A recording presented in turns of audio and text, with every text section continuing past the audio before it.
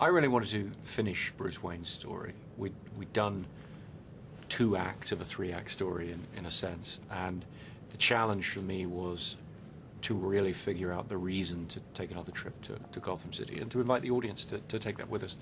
Once we'd really figured out where our story went, where it wound up, what Bruce's conclusion is in a sense, then it became something I had to do and really wanted to show to the world. And that's what we've done, and that's where we are.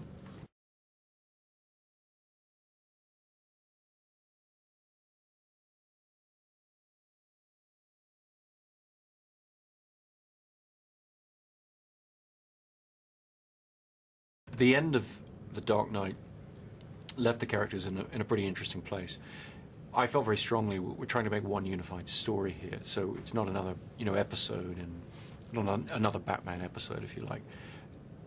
For me, that meant really trying to be true to where the characters were left.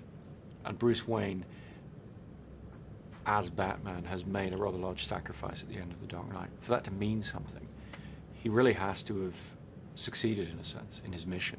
He has to have a Gotham that, at least superficially, doesn't need Batman anymore. And that leaves him frozen, in a sense. And the 8-year period is about showing that he's retired, in a sense. He's hung up his cape and his cowl, but he hasn't been able to move on. He's stuck. And the jumping off point for the story really is, how can this person who has become disconnected, who is in a sort of self-imposed exile from society, how can he reconnect with life?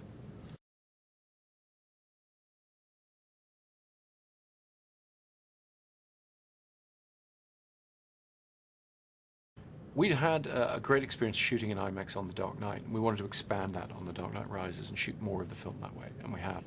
We've shot almost half of the film using those cameras. Seeing that projected on an IMAX film screen is a very unique experience, and I hope people will seek it out where it's available, because it really gives you that extra image quality, that extraordinary clarity and immersive quality that really throws you into the world of the film. That, for me, is just a great thrill in terms of how you experience a large-scale action film.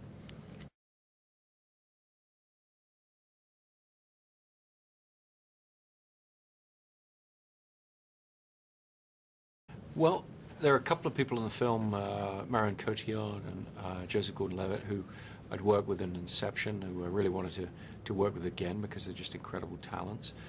Tom Hardy also I'd worked with in Inception, and he felt to me the obvious choice for somebody who would take on the challenge of portraying this monstrous character who expresses all kinds of evil and malevolent intent, really just through his eyes, because his face is mostly obscured with a mask, his eyes and his voice. And Tom was very much up for the challenge of presenting a face of evil in that way.